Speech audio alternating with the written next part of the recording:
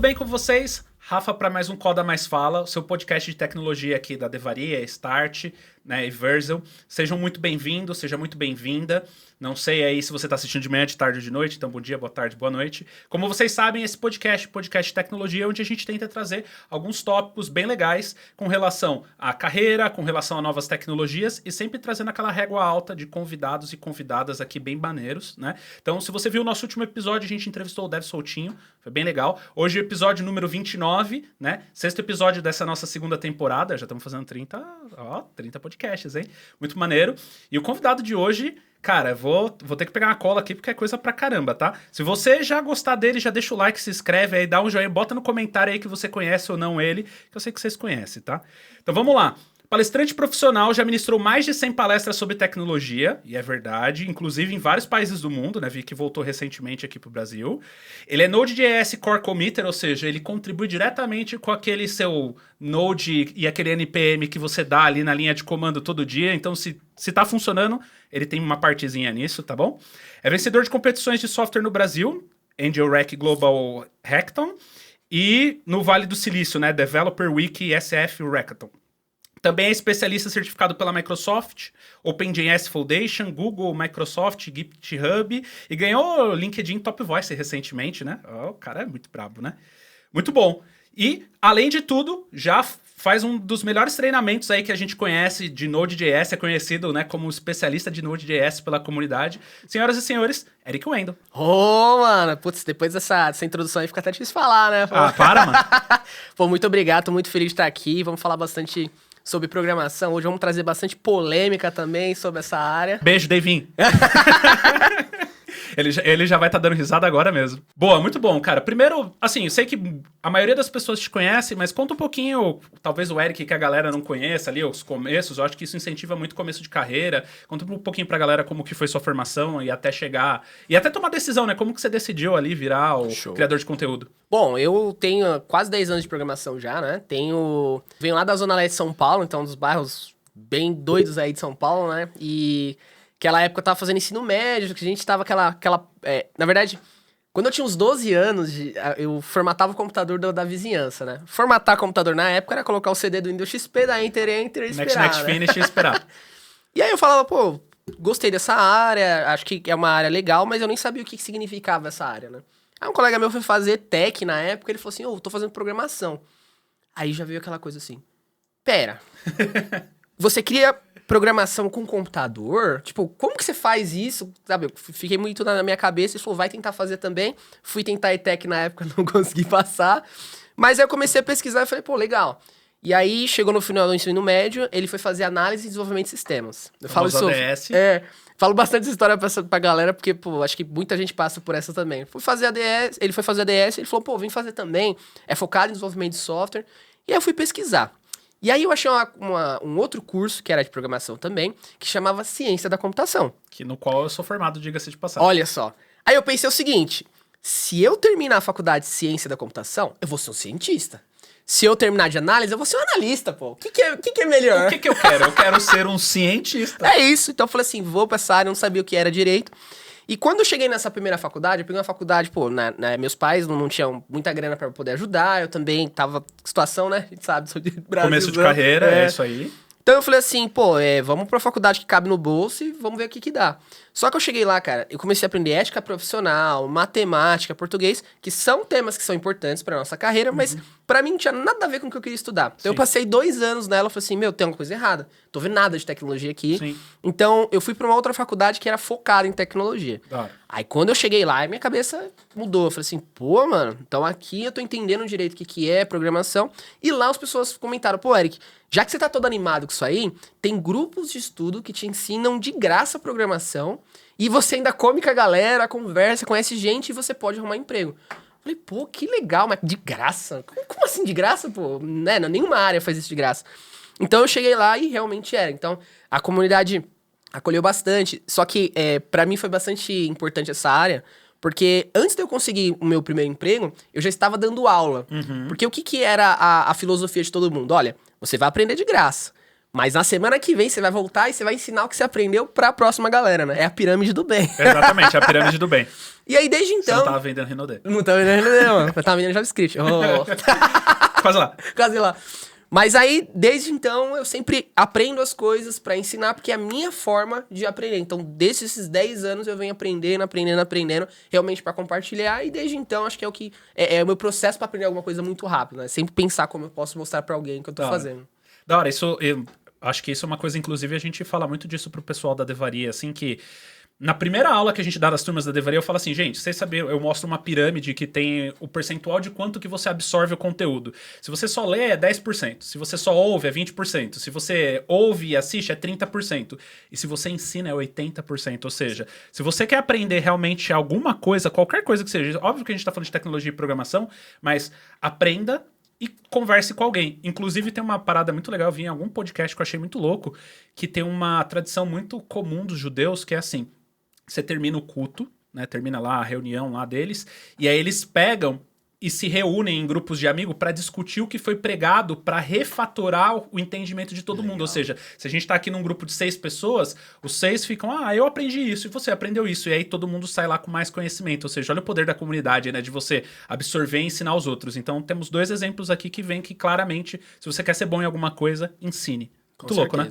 Mas é aquela brincadeira, né? A gente fala assim, quão difícil é ensinar também, né? Sim. Porque na minha época eu falava assim, eu quero ensinar isso aqui, mas eu nem sei se eu aprendi direito, né? Então como que a gente sabe se a gente aprende? Mano, é fazer a coisa 1000 vezes. E aí, você foi o professor sem vergonha? Eu vou dizer que eu tenho um pouco de professor sem vergonha. Às vezes eu dou aula de coisas que eu tô vendo Hello World ainda. Tá?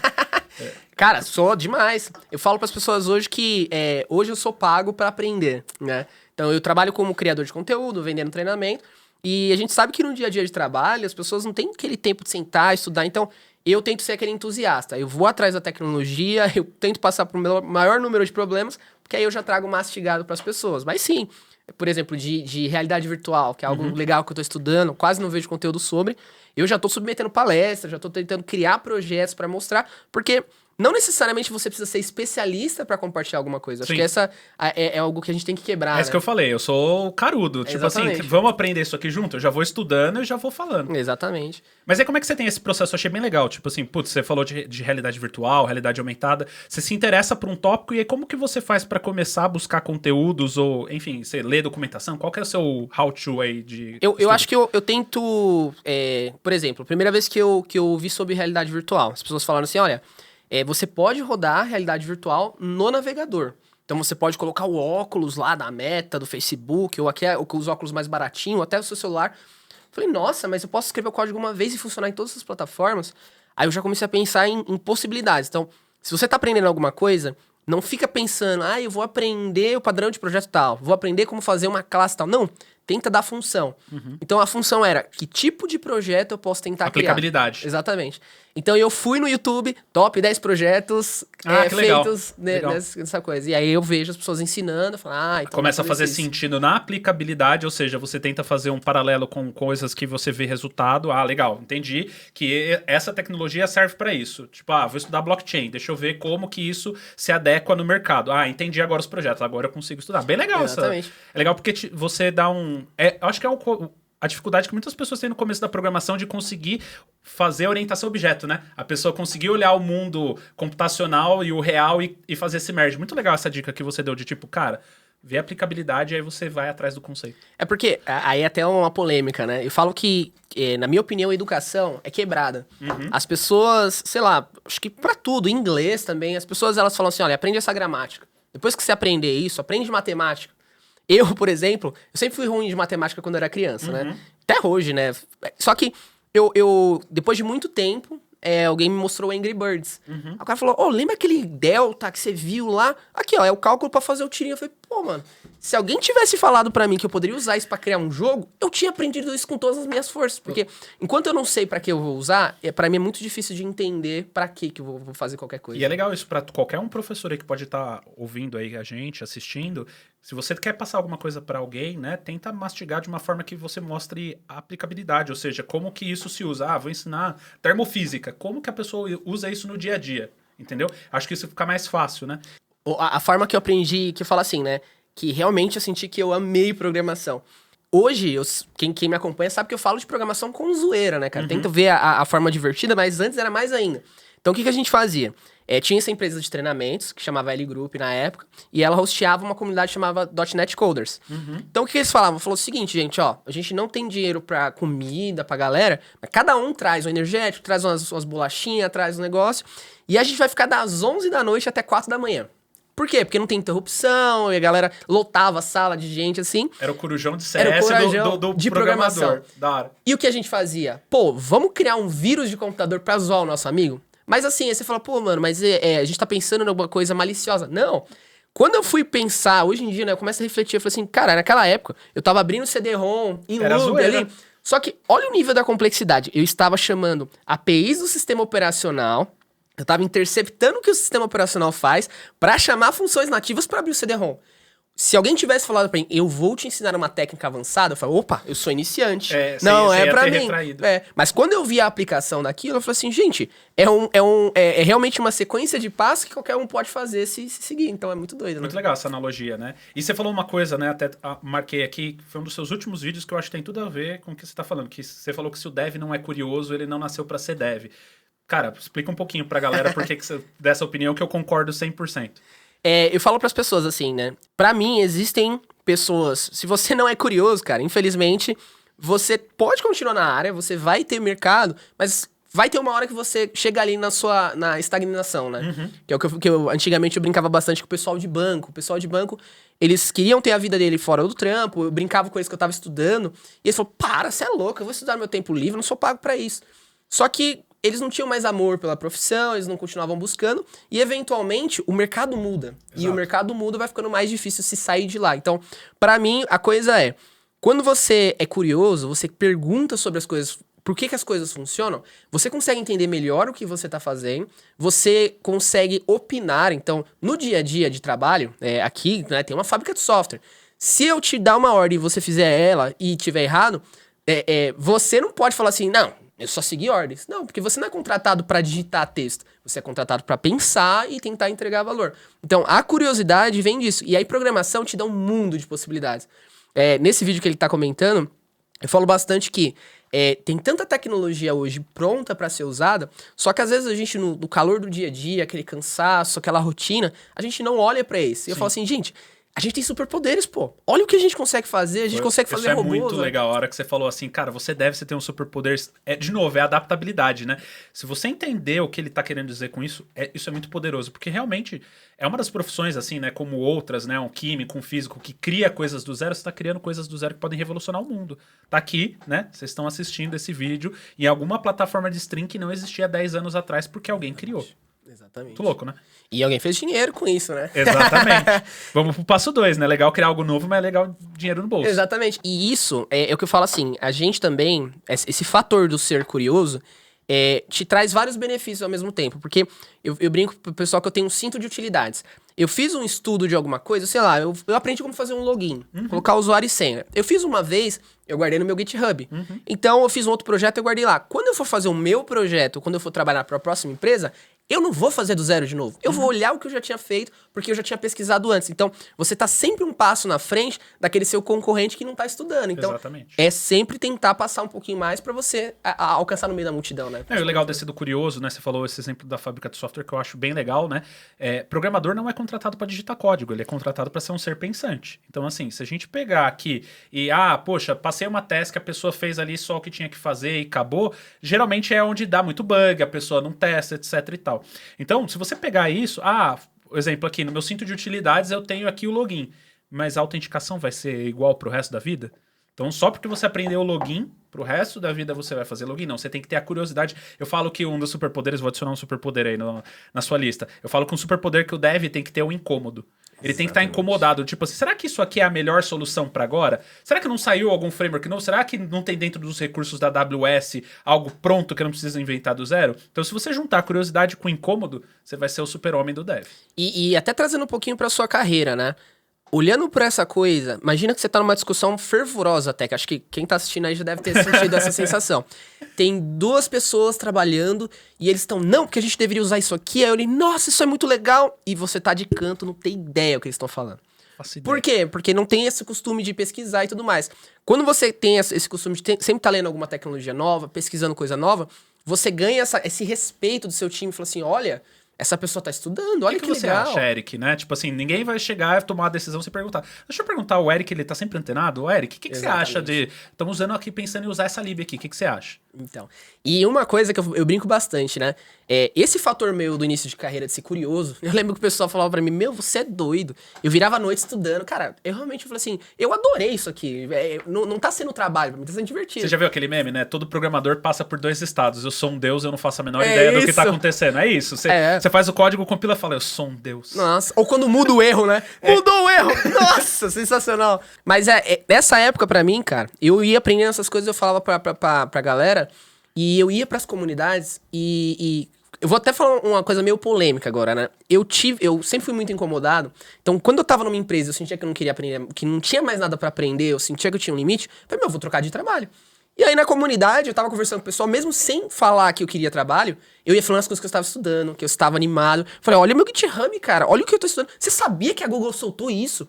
Aí o cara, eu tenho um problema desse lá no meu emprego. Você não tá querendo trocar de trampo, não? Eu falei, oxe, demorou. Olha como Entendeu? você faz o network ali, né? Só colaborando. Você se vende sem querer, mas é demonstrar entusiasmo, demonstrar que você tá aprendendo, né? Porque, infelizmente, a sua vida é difícil, né? Não, você falou outra coisa legal que a gente tava conversando lá fora que eu acho legal comentar, né? Que o programador às vezes é muito bom dentro de casa, mas ele não se vende, né? Exatamente. Acho que isso é legal comentar aqui, né? Principalmente, né? Acho que é legal a gente também falar sobre carreira internacional, mas a gente entra nos dois. Pra pensar, né? Estamos numa área, acho que no mundo atual, que qualquer profissão exige que você se venda hoje, até porque você tem um assédio de internet muito grande. Então, você vai abrir uma vaga lá no LinkedIn, no Gulp lá, você vai ter acesso do mundo inteiro. Então, como que você faz para se destacar? Se vendendo. Habilidades hoje sociais, né? Essa habilidade de venda, ela é melhor do que nunca. Conta aí um pouquinho do que a gente tava trocando ideia sobre a pessoa que se vende e a que não se vende. Você vê, né? Eu vou só dar um sentido pra o que é se vender, né? Não é você puxar o saco da galera, falar, não é da hora, não é falar eu faço amo. mais barato, não é cobrir preço. Isso. Não, cara, é você demonstrar que você é uma pessoa ativa. Então, por exemplo, quando eu comecei, eu sempre tava criando projeto e as pessoas viam que eu tava estudando. Eu ia pro LinkedIn, falava assim, olha esse projeto legal que eu construí usando XY tecnologia. Aí via recrutador e falou, olha, estamos precisando de gente para esse trabalho aqui. E ele me chamando. Então, esse caso que a gente estava conversando, eu faço parte do time do Node.js, né? É um trabalho colaborativo, eu tento expressar minhas ideias, criar novas funcionalidades para o projeto.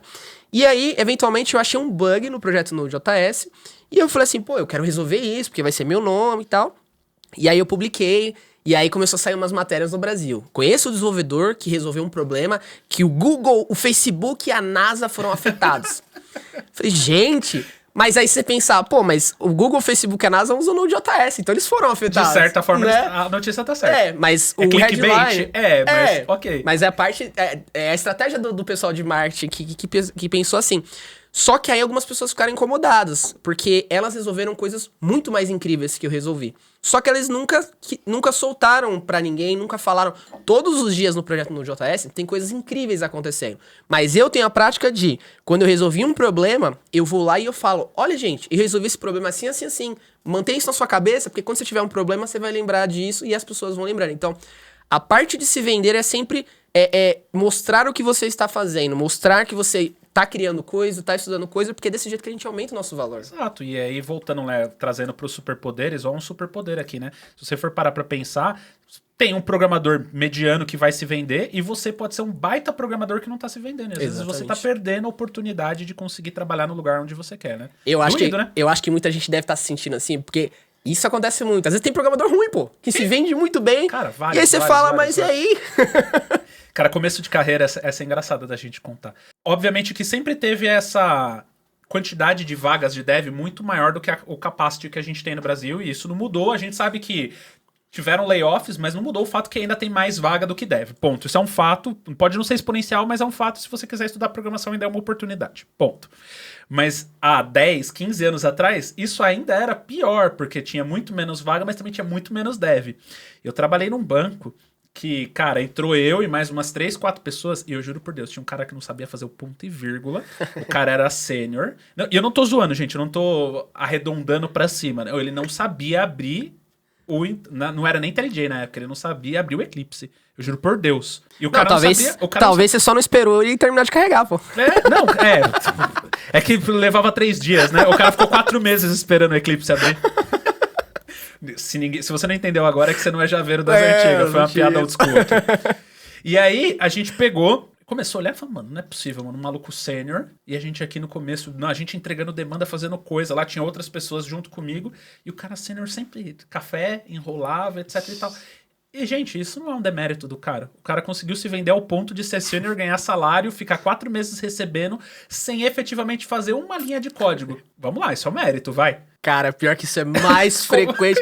Agora me lembrou umas 10 histórias dessa, cara. Já trabalhei com gente que a pessoa saía pra meditar, aí chegava no meio do dia fazer aula de música, aí chegava à noite, ia fazer um negócio, e não vai trabalhar, e você não? trabalha quando? É.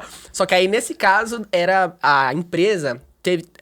Isso aconteceu muito, acho que no mercado há alguns anos atrás, e o mercado tá tentando se corrigir disso. Sim. Mas eles tentavam fazer reserva de mercado. Sim. Ou seja, tá difícil contratar, eu já vou contratar 10 pessoas, Já depois vou deixar eu uma vejo. galera ociosa, porque é melhor eu ter alguém ocioso aqui do que depois quando eu precisar. Exatamente. E aí, quando essas pessoas começaram a trabalhar, aí eles começaram a falar, putz, eu não posso demitir agora, a pessoa não sabe nada, o que eu faço? Eu não vou...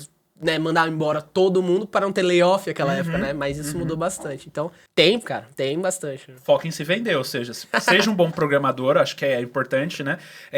Dale Carnegie fala que para você ser campeão em apresentação, você tem que dominar o assunto. Então, você quer ser campeão na programação? Saiba de programação. A gente nunca tá falando que não é importante saber programar. Não, esse é o pilar principal. Mas saiba se vender.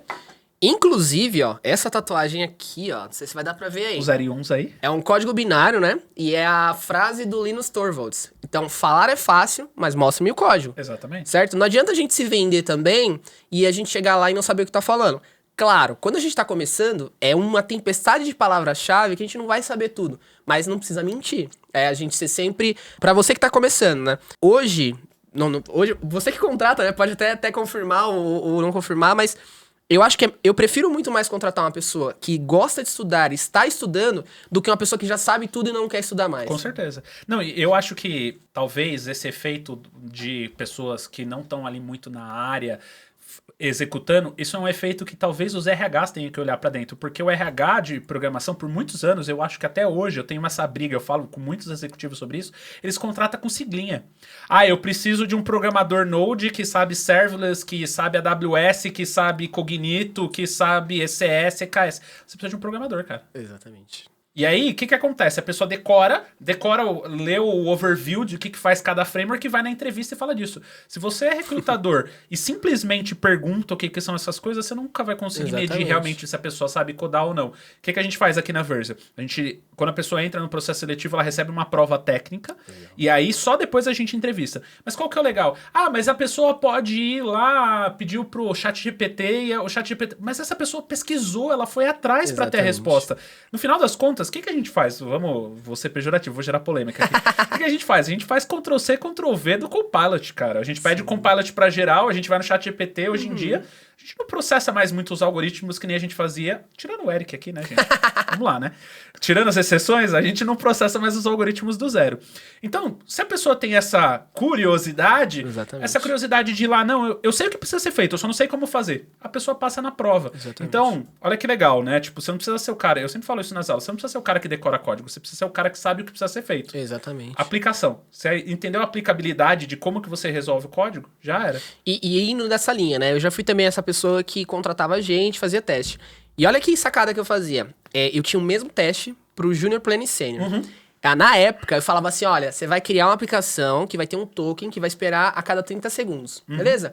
O Sênior vai fazer isso com a mão nas costas. Eles ficavam até o quê? Mas o que eu consigo identificar quando eu falo que você é Júnior? Pô, o Júnior, eu não explico que eu não quero que tenha as melhores práticas, eu sei que vai ter alguma falha ali, já o Sênior, eu espero... Então, cada perfil eu consigo analisar o código de uma forma diferente. Você copiou do Copilot? Pode copiar. Do ChatGPT? Pode. Mas aquilo, às vezes, não demonstra... Às vezes você tem mais nível técnico daquilo. Então, hoje, por exemplo, eu copio muita coisa da AI, só que eu olho pra AI e falo assim, ó, isso aqui tá feio, eu vou adaptar. Acho que isso daqui dá pra refatorar, exatamente.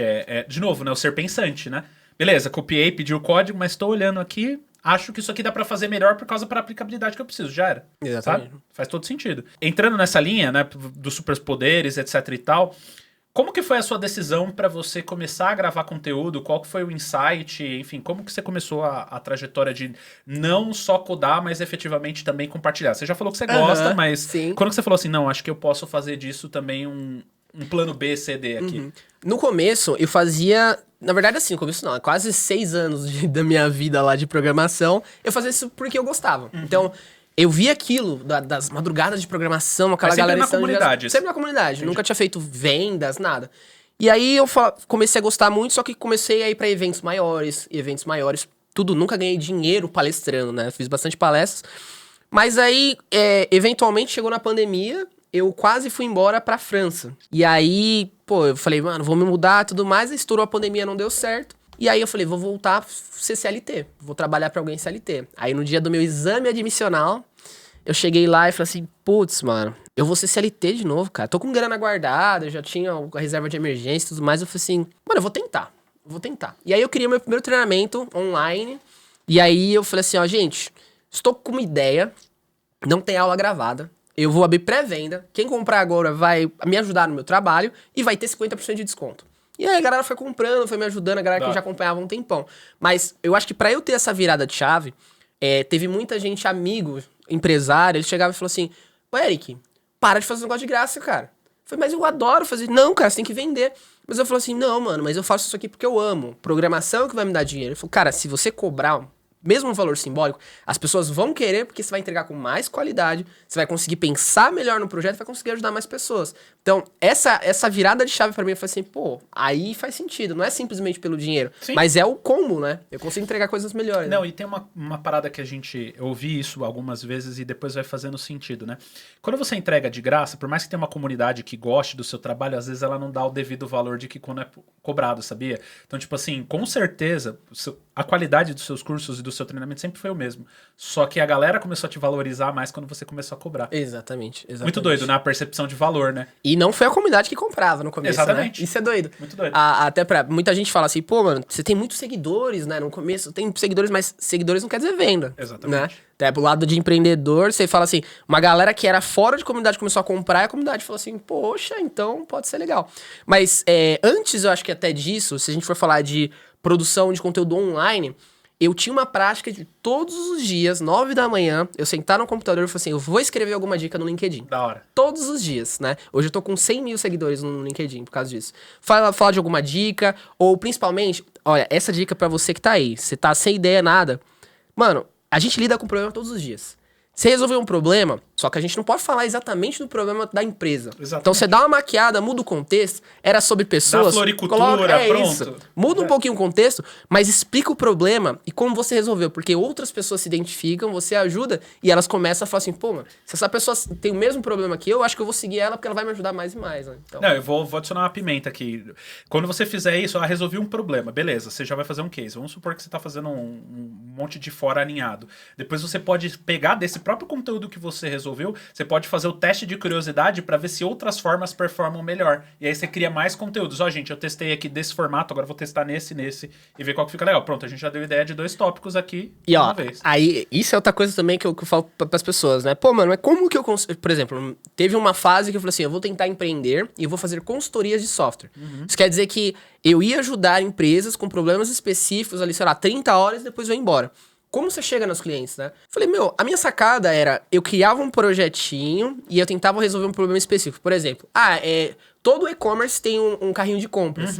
E eu falei assim, ó, olha como eu melhorei 50% da velocidade do carrinho de compras fazendo isso. E aí explodia, uma galera falava, pô, que legal, que legal. E aí o cliente que tinha um problema, ele chegava e falou, ô, Eric, vem aqui. Aí a galera gastando milhões em tráfego, cria um bom conteúdo que você faz o contrário, você faz o inbound. Mas é difícil, né? A gente... Sim. Porque no começo não tem resultado. Sim. Essa é outra coisa, que pra você que quer construir conteúdo, você no começo, ninguém te vê. Você começa a pedir pro seu irmão, pra sua mãe, pros amigos, dar like. Não tem. Mas eventualmente, se você gosta do negócio, eventualmente dá certo. Mas é a consistência, né? É a consistência. É a consistência, né? Tipo, você não teria chego nos 100 mil seguidores do LinkedIn se você não tivesse todo dia Exatamente. às 9 da... É a questão da consistência. Vai levar um tempo, vai levar talvez anos, e tudo bem levar anos, carreira, não existe carreira que né? Exatamente. Do nada, assim, foi construído isso aqui. O Eric hoje consegue fazer um treinamento do zero, mas quanto que ele estudou pra fazer do zero? Tem que levar em consideração o bootstrap, né? Exatamente. O cold start que a gente tava falando aqui, né? O cold start de estudo antes de você executar alguma coisa. E tem outra coisa, mano. Ninguém é criativo todos os dias. Aí você pergunta, Eric, como que você fazia todo dia? Eu falava, mano, tinha dia que era na força do ódio. Eu tava assim, gente, tem que sair alguma coisa. Abria meu GitHub e falei, não tem ideia. Aí eu ficava apavorado, o tempo passando. Eu falava, tive uma ideia. Aí você vai e faz. Já chegou a pedir ajuda? Tipo, gente, tô sem ideia. Já chegou a... A gente abre caixinha de pergunta pra isso, né? Boa. Todo dia abre uma caixinha de pergunta, o pessoal vai dando ideia, fala, essa é uma dúvida comum e a gente vai criando, né? Mas antes não tinha caixinha de pergunta, né? Então eu perguntava, mas você já teve um problema similar? Me fala do seu problema. Isso é outra coisa. A gente sempre ouve o público, né? Vê qual é a dor do público, você quer criar alguma coisa, aí vai facilitando, porque eles vão vão gostando mais de você cada vez mais. Né? Cara, muitos insights legais. Se você quer ser empreendedor, tem insight legal de consultoria. Se você quer ser criador de conteúdo, tem insight legal aí de consistência, cara. Só pegar o caderninho aí, pelo amor de Deus, hein, gente? Boa, vamos lá. Seguindo aqui com coisas legais que eu quero te perguntar, eu tava conversando com você que eu acho muito legal a sua linha de criação do tipo temas, né? Como que você pega os temas? Conta um pouquinho pra galera como que você traça ali pra você falar, não, agora eu vou falar disso, ou como você falou, você se moldou tanto no senso criativo que nasce as ideias, agora eu vou fazer uma cópia do Spotify. Como que é mais ou menos isso? Só pra você que tá aí, né, pra saber um pouco, ó, eu tô fazendo no meu YouTube, né, vários projetos, eu fiz já projeto reconhecer nas suas mãos, né, pra você clicar na tela. Já fiz projeto pra você editar vídeos no navegador. Já fiz projeto pra editar o áudio da música enquanto você tá ouvindo, que foi o projeto do Spotify. Só que eu falo assim, né, quando eu comecei nessa área de criação de conteúdo, eu percebi que eu tinha um problema diferente de programador. Programador, a gente olha pro problema e aí a gente fala assim, essa aqui é uma possível solução. Eu aprendo sobre a solução e eu tenho que criar o problema. Exatamente. Então eu falo assim, como que eu vou te ensinar um design pattern? Eu vou ter que criar um problema pra te mostrar pra que você usaria e eu vou fazer isso. Então, eu tô sempre pensando na engenharia reversa, né? Então, quando eu aprendo uma tecnologia nova, eu falo assim, mas peraí, mano, aonde eu vou? Aí eu começo a rabiscar, vou dar uma olhada. Às vezes, projetos que pingam no Twitter, em algum lugar, dá uma inspiração. Legal. Mas eu vou falar que às vezes sabe quando você fica com aquela ideia na cabeça, mano? A minha esposa fala assim, tá tudo bem? Fico parado assim. Falei, calma, mano. Vem, Jesus, sabe? Aquela piada, né? Que a galera fica assim, o cérebro tentando pegar os papéis, assim, que eu faço. Deixa eu vir pra cá. Mas assim, muito vem da experiência, mas muito é tentar relacionar. Pô, isso, por exemplo, eu queria ensinar o que eram streams, que é processamento sob demanda. Então eu comecei a pensar, o que é processamento sob demanda? Pô, muita gente fala que processamento sob demanda é trabalhar com vídeo, com áudio. Tá, então eu vou pegar esse cara. Tá, o que isso já teve na minha vida de importante? Pô, quando eu era criança, eu ouvia rádio, e aí a galera no rádio, eles estavam conversando, que hoje é os podcasts que a gente tá ouvindo, mas o pessoal da mesa de som apertava um botão assim, saíam umas palmas, saia uma risada de fundo. Eu falei assim, pô, e se eu fizesse isso na modernidade? Da hora. Então eu fui fazer esse projeto, que foi o projeto do Spotify Radio, né? Pra tentar criar. Então, eu acho que é um monte de loucuras que a gente vai rabiscando, anotando, e também perguntando pro público. Então, quando eu abro o caixinha de pergunta, o que vocês queriam ver? Ele fala, processamento de vídeo, dessas coisas, mas às vezes eu acho que é só um surto. Às vezes é só, o que eu posso fazer? Mano, acho que isso aqui pode ser legal. Mas eu acho que tem um condicionamento criativo aí, de você se forçar ao condicionamento criativo. E você falou uma parada muito legal, né? Você falou, eu crio o vírus primeiro pra depois criar a vacina, né? Eu já tenho a vacina pronta, agora eu preciso dar um vírus aqui. Exatamente. Então, talvez seja uma ideia legal de criação de conteúdo, né? Você olhar assim, beleza, aplicabilidade de novo, né? Acho que dá pra gente resumir, a gente falou bastante nesse podcast de aplicabilidade. Achei esse negócio, tô gostando desse negócio. Fui lá, vou pegar e vou ver como que eu posso mostrar pra alguém como que se usa isso, né? O que a gente fez aqui na Devaria? Esse último treinamento que a gente deu um pouco mais avançado, eu queria justamente mostrar pra galera como usar o WebSocket e o WebRTC. Legal. E eu fiquei assim, cara, como que eu posso fazer pra ensinar isso aqui pra galera? Porque não é um negócio, né, do dia a dia. Aí o que eu fiz? A gente usa uma aplicação aqui, não sei, você já deve ter visto, que chama Gather, que é tipo um escritório virtual, que parece um Pokémonzinho e tal. A gente usa aqui na Version, né, na Devaria, e isso aqui é enorme. Eu falei, cara, como que eu posso resumir isso aqui? Fiquei pensando, eu falei, cara... Pensei. Aí falei, tá, o que a galera costuma usar pra fazer videoconferência? O Google Meet. Eu falei, deixa eu pensar. Aí eu fui pensando a mesma coisa. Fui incômodo ali por vários dias. Aí eu falei, cara, e se eu fizer assim? Se eu usar o esquema do Google Meet, que você fala assim, vou criar uma sala. Ele cria um link para que qualquer um possa ingressar na sala. Só que quando você ingressa no link, ele abre um quadradinho de 8x8 com o esquema do Getter pra você modificar a sala. E aí nasceu o Devamit que a gente legal. ensina pra galera, foi assim. A gente pegou a sala do Getter customizável, então você pode customizar a salinha, etc e tal, só que com o formato do Google Meet, que é tipo assim, vamos fazer uma reunião? Eu gero um link, modifico a sala e falo, gente, a gente se fala daqui 1 hora nesse link. E aí foi assim que a gente ensina pra galera WebSocket e WebRTC. Ou seja, vocês viram que o projeto WebSocket e WebRTC é só o final, né? O mais legal foi achar a aplicabilidade do sistema, né? Mas aí você vê como as coisas se linkam, né? Tudo tá dentro da curiosidade. Pelo fato de eu estar sempre criando alguma coisa nova, tem um monte de ideias que foram descartadas, que quando eu penso na próxima ideia, às vezes a gente volta naquela ideia, né? Então, por exemplo, eu tava aprendendo sobre Machine Learning. Machine Learning é aprendizado de máquina, e as pessoas fazem reconhecimento facial, aí fazem reconhecimento de gestos. Só que eu falei assim, cara, eu queria fazer um negócio diferente. Tá todo mundo fazendo isso, mas tem mais aplicações, né? E aí eu peguei um livro, e aí nesse livro ela tava explicando que você poderia ensinar a máquina... você, por exemplo, mexe sua mão pro lado e aperta o botão. Esse é o movimento pra direita. Aí aperta outro botão e faz isso. Pô, mano, e se eu fizesse uma arma com meu celular pra jogar algum joguinho? Então, eu peguei o Duck Hunt, que é um jogo das antigas, e aí eu ensinei pra ele que toda vez que eu movia meu celular assim, ele soltava um tiro. Então eu ficava movendo ele a partir do acelerômetro e ficava dando um tiro. Então, foi uma aplicação diferente, que a gente não vê tanto, e pra mim, assim, uma complexidade bem grande ao redor disso, mas que foi uma diversão incrível, né? Mas olha que legal a aplicabilidade, porque, mas alguém pode estar falando assim, né? Você pode estar aí assistindo e falando assim, mas aí é só pegar o movimento do acelerômetro pra cima, mas você não concorda que cada pessoa tem um jeito diferente, talvez, de executar? O legal de você usar o Machine Learning é que ele vai aprender o comportamento individual de cada pessoa, né? Exatamente. É onde você ganha poder ali na execução, que da hora, hein? E nesse projeto, né, cara? É o que eu falei, a gente é dev, a gente tem poderes, certo? Eu falei assim, por que a minha casa não é uma casa do Tony Stark, né? A minha esposa já tá rindo de fundo, porque ela lembra da história. Porque custa caro, em resumo. Não, porque assim, eu fui ver pra comprar os equipamentos, era 20 reais, você vai pegar os bagulho da Tuya, não é caro. Eu falei, gente, eu vou automatizar minha casa. Aí tinha um problema, eu tinha acabado de me mudar, tinha que ficar apertando as luzes. Eu falei, gente, eu sou programador. Me respeita. Eu falei, quando eu passar, ele tem que desligar, então eu fui comprar. Cara, eu puxei fio do negócio, chamei amigo pra fazer, ficou aqueles fio feio. E aí eu falo que é o negócio da overengineering também, né? A gente tá se divertindo, mas às vezes a gente usa a tecnologia pra... Reinventando a roda. Né? Reinventando a roda. Só em resumo pra vocês, o que aconteceu com esse projeto? Imagina, né? Estou chegando na sala, o objetivo é a sala acender sozinho. Então não tinha o sensor ainda. Então eu tinha que tirar o aplicativo. Então imagina assim, tô com o meu prato de comida, coloco em cima do armário, tiro o celular, conecto no Wi-Fi, abro o aplicativo, aperto ligar, puf, ligou. A minha esposa não gostou disso aí, não. Não parece uma engenharia que funciona, né? Sei lá, com o prato quente, assim, né? Exatamente.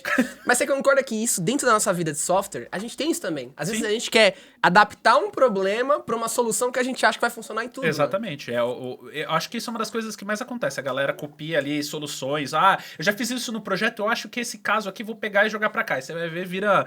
a gente chama de Frankenstein, né? Fica um puxadinho no meio do software, né? Fica um puxadinho que não serve pra nada ali no meio do software. Às vezes é o preciosismo, né? Exatamente. Por isso que eu falo que é importante a gente ter nossos projetos, os side projects, né? Coisas que são fora do seu trabalho. Eric, mas eu não sou pago pra trabalhar fora do horário. Não, cara, não é pra sua empresa. É pra você. A sua empresa é seu estado atual. Você pode mudar dela ou você pode mudar de cargo dentro dela, né? Mas, por exemplo, como que foi pra eu aprender padrões de projeto?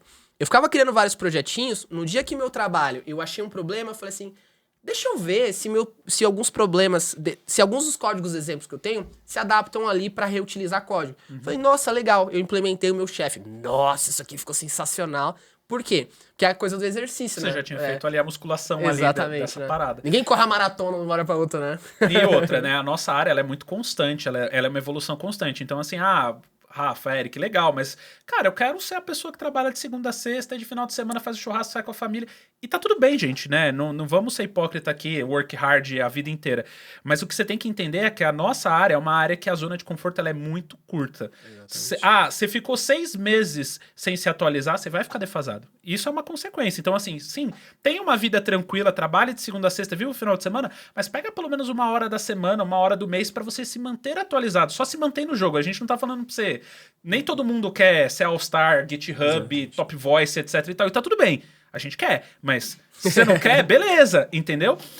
Mas a sacada é... se você não se manter, você vai ver que daqui 2, 3 anos você vai estar desatualizado, que é o que acontece com muita gente, né? Tem muita gente que é sênior num produto, né? Eu tava falando disso acho que com o Devinho ou com o Soutinho? Acho que eu tava falando com o Soutinho. Muita gente sênior no produto. Aí, por um acaso, gente, empresas vão e voltam. Então, você tá sênior hoje num produto, mas a gente não sabe se esse produto vai continuar existindo. Vai aparecer uma IA que substitui alguma coisa do tipo. Aí você pega, fica especialista naquilo e daqui 2, 3 anos essa empresa some. Aí você volta pro mercado sem atualização nenhuma. Aí você fala, tá difícil achar trampo. Porque você saiu, ficou ali na zona de conforto. Então, a gente tá querendo te provocar aqui, né? Pra, cara, se possível, se mantenha atualizado da forma que você achar melhor, porque isso é por você. A gente não tá nem falando pra gente. É que é realmente necessário, né? Eu vou deixar bem claro pra você que tá assistindo que eu não sou esse nerd que às vezes que aparenta, que eu tô 24 horas codando. Eu duvido. Não, pô. Tenho 2 cachorros, tenho 2 gatos, tem guitarras. Tenho mulher, tem guitarras. Então, assim, o que eu tento falar pro pessoal? Cara, não precisa você ficar 10 horas ali, mano. Mas tem uma pausa. Por exemplo, mas o ponto é o seguinte: a gente tá com a guitarra, por exemplo. Eu falei assim, eu tenho uma empresa, e a gente sabe que tem empresa. Geralmente a gente trabalha 12 horas, muita gente, né? E eu falo assim, cara, eu preciso organizar meu tempo. Eu tenho que priorizar as coisas que eu quero fazer. Então eu acordava às 6 da manhã, eu estudava guitarra das 7 às 8. Aquela época a gente passeava com os cachorros das 9 às 10, sei lá, e eu começava a trabalhar o resto do dia. Chegava no final do dia, eu tava esgotado, eu queria assistir uma série com a esposa, queria sair, queria fazer as coisas. Então, assim, é priorização de tempo. Essa coisa que você fala assim, cara, eu tenho filho, não tenho tempo. Cara, todo mundo tem problema. Muita gente tem filho. Exatamente. Mas você tem que priorizar, pô. Tem que se organizar, né? Porque às vezes é aquele tempo que a gente tá no TikTok que acaba matando. Você já olhou o relatório semanal do seu celular, de quanto tempo você fica no celular? É um choque de realidade. Pega seu celular agora e vê o relatório. Se você vê que tem mais de 2 horas, pensa o que você poderia fazer com essas 2 horas todo dia. Doideira, né?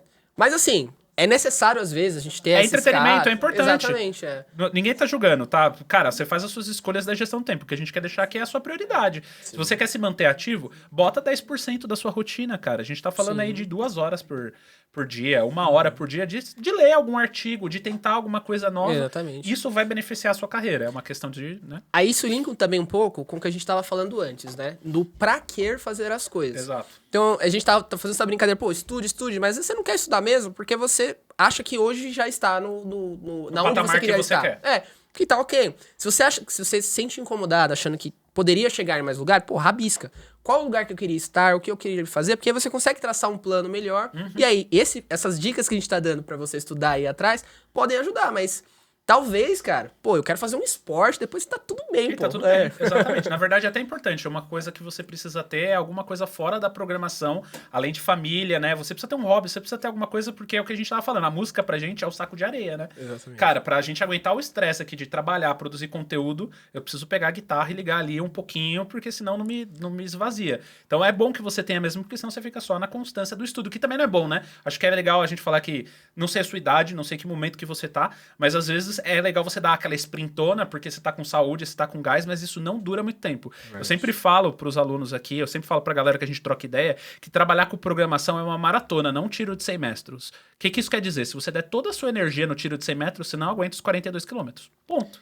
Então, assim, gastou toda a energia, já era. Ele quer que a gente fale mal das empresas anteriores, mano. Tá só trazendo história aqui, ó. Eu tô quietinho, nem falei nada. Ó, eu trabalhei numa empresa, cara, que a gente trabalhava naturalmente 12 horas por dia. E se eu saísse 6 horas da tarde da empresa, o pessoal, e aí, tá desmotivado? Tá desmotivado? Tá sem já ouvi isso também. Já dormi embaixo de mesa de computador.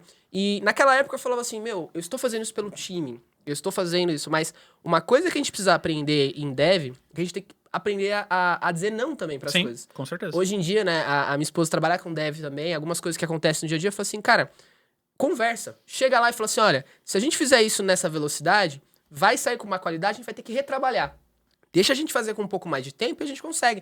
O seu líder, a sua líder vai olhar e falar assim, pô, agora eu tenho previsibilidade, pô. Eu consigo passar uma estimativa legal. Então, dizer não é importante para poder fazer as coisas andarem. Não, né? e eu acho que isso é uma dica legal até pra gente trabalhar com os líderes, né? Na hora que a gente vai fazer com os líderes, cara...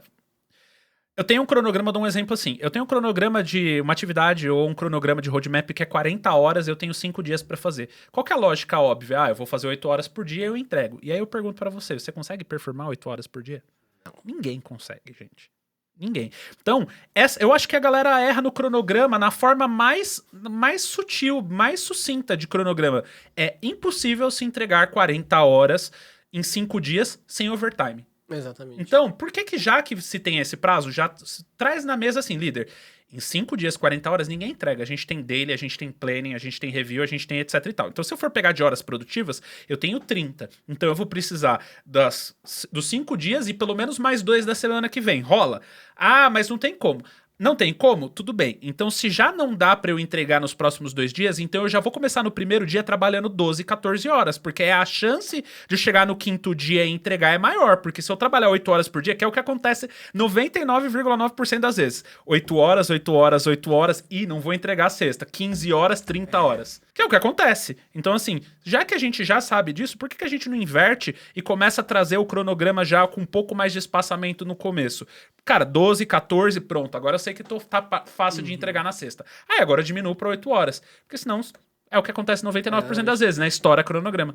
Mas aí a gente também entra numa outra coisa, né? Programação, eu sinto que a gente... Quando a gente tá começando... Acho que até hoje, todo mundo tem essa sensação do herói. Uhum. Eu quero entregar o mais rápido possível, eu quero mostrar o meu valor, eu quero fazer. Então, você não entendeu direito, aí você sai fazendo, tá entregando um monte de tarefa, aí chega no final da sprint, você não entregou o que foi pedido, e o que você entregou nem funciona. Uhum. Porque não fazer. Então, hoje eu brinco bastante, né? Eu falo assim, gente, eu não gosto de papel, né? Mas pega um papelzinho ali, mano, escreve o que você tem que fazer, anota, e faz o seguinte, pega o que te explicaram, e explica pra pessoa que te explicou. E não deixar te interromper, que isso acontece às vezes, né? Sim. Eu vou te explicar pra você... Calma, deixa eu terminar. Ouve. Tô errado? Tá errado por quê? Então, você falar de novo, eu vou anotar de novo, eu vou falar de novo, até eu acertar. O nosso trabalho, como ele falou no começo, nosso trabalho não é ficar batendo cabeça no teclado, cara. É pensar e entregar o que é pra fazer, né? Isso que o Eric falou é a teoria básica de comunicação. Eu vou fazer um desenho aqui pra vocês. Estamos conversando aqui. Você tem o emissor e o receptor. Então, vamos supor, seu PO pediu alguma coisa pra você, ou enfim, o seu Scrum Master, seu PM pediu alguma coisa pra você, e você entendeu, certo? Então, ele fez uma comunicação com você. Beleza. A teoria básica da comunicação é emissor, receptor, você recebeu a mensagem. Mas tem uma parte muito importante da teoria de comunicação que é o feedback. O que é o feedback? Você pega aquilo que você entendeu e devolve para o emissor para garantir com a assertividade dele se aquilo realmente é aquilo que ele pediu. Porque muitas vezes acontece assim, Eric, eu quero que você faça uma tela assim, assim, assado, com essas integrações. Ele vai entender em cima do viés e da cultura dele. Às vezes o que eu tô esperando, e é o erro de times de projeto, de fábricas de software, de times de desenvolvimento. O que a pessoa pediu, o que a pessoa entendeu são coisas diferentes. E ninguém checou. E esse é o problema. Às vezes é só essa questão de alinhamento. Tipo assim, Rafa, entendi que é isso e isso aqui. Não, mano, eu quero que essa tela tenha isso. Ah, entendi agora. Então você vai fazendo essa interação até a hora que os dois lados estão alinhados. Aí você vai lá e desenvolve. Sabe o que é mais legal disso? É porque quando você pergunta de volta, a pessoa reflete se o que ela tá falando é Se certo. ela explicou direito. Não, e se às vezes tá certo. Uhum. Já aconteceu comigo, da pessoa fala assim, tá, mas você falou que é isso e isso aqui, certo? Mas não vai faltar isso aqui, a pessoa... É Nossa, mesmo. faltou. E já adicionaria uma semana a mais que a gente ia trabalhar. Então, por isso que tem que comunicar, né? Muito legal. Então, isso aqui, ó. Estamos falando de teoria da comunicação. Isso aqui tá lá na faculdade de marketing, mas aplicabilidade total aqui pra programação. Pô, que da hora, mano. Vamos lá. Deixa eu puxar mais coisas bacanas aqui pra gente falar. Falamos então de carreira nacional, falamos das coisas. Eu queria que você falasse um pouquinho sobre carreira internacional. Como que foi esse interesse por palestra? Inclusive, né, qual que são os seus objetivos ali? Como que você daria dica pra galera que quer agir no internacional? Legal, cara. Pra dar um contexto pra vocês, mano, pô, fui pra Ucrânia, já fui pra Romênia, fui pra Israel, fui pra Canadá, Estados Unidos. E toda vez que eu tô lá, eu falo assim, gente, eu não acredito que eu fui pra Chernobyl, cara. Cara, que da hora. Cheguei lá, sabe o filme Eu Sou a Lenda, que tá os prédios cheios de planta. Eu tava lá e falei, meu Deus, eu não acredito que eu tô aqui. Você usou mascarazinha e tudo mais? Eu tenho, tá no meu estúdio lá. Que da hora. Inclusive, isso é até uma história legal pra contar depois, né? Como eu fui barrado no aeroporto pra trazer uma máscara de gás no avião, né? Mas... Eu acho que o compliance da companhia aérea realmente não ia deixar você subir, assim. Foi engraçado. Mas depois a gente volta nessa. Eu tenho sempre essa coisa de pensar que nós brasileiros, a gente não dá o valor para o que a gente faz. Essa coisa da gente sentir que a gente sofre muito, mas a gente consegue fazer as coisas. Eu falo, cara, isso dá muito poder pra gente, que às vezes a gente não siga. Quando a gente vai para fora do país, todo mundo, cara, não teve uma pessoa que falou assim, eu sou brasileiro. A pessoa não abriu um sorriso. Fala, pô, você é brasileiro, os brasileiros são muito bons, isso, qualidade e tudo mais. Então, eu fazia bastante palestras no Brasil, tive essa deficiência de não aprender inglês, então estudei inglês um monte de vezes, tentei entrar para essas escolas, não aprendia nada e tudo mais.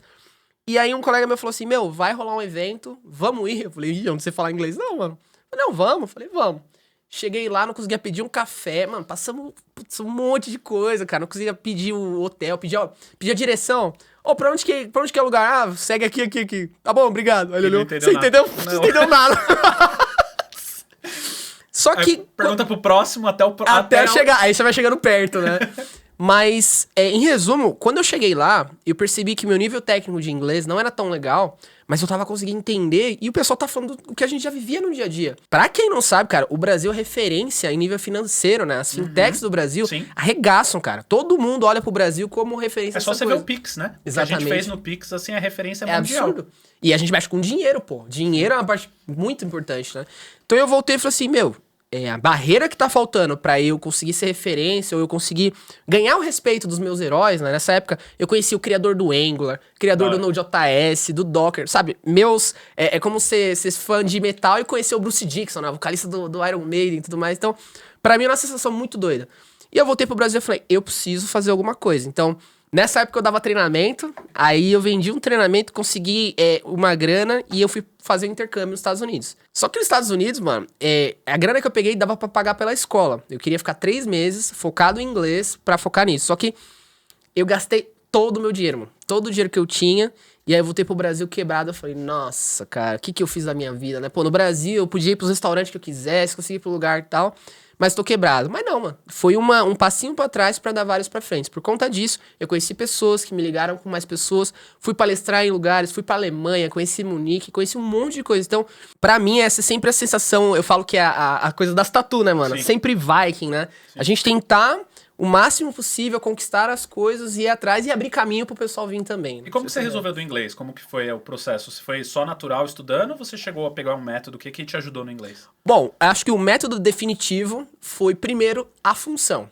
Tipo, não é nem sem coach, né? Mas quando essa parada do intercâmbio, né? Eu fazia com a professora de inglês aqui e eu não saía do verbo to be, cara. Não conseguia aprender. Eu falei pra ela, professora, o que você acha? Ela, vai lá que você vai aprender com chinelada nas costas. Agora você vai aprender.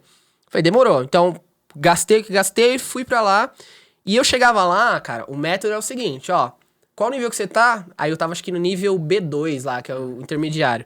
Tá bom, ó, metade da sala pra fora, metade fica aí. Vocês vão ver uma imagem.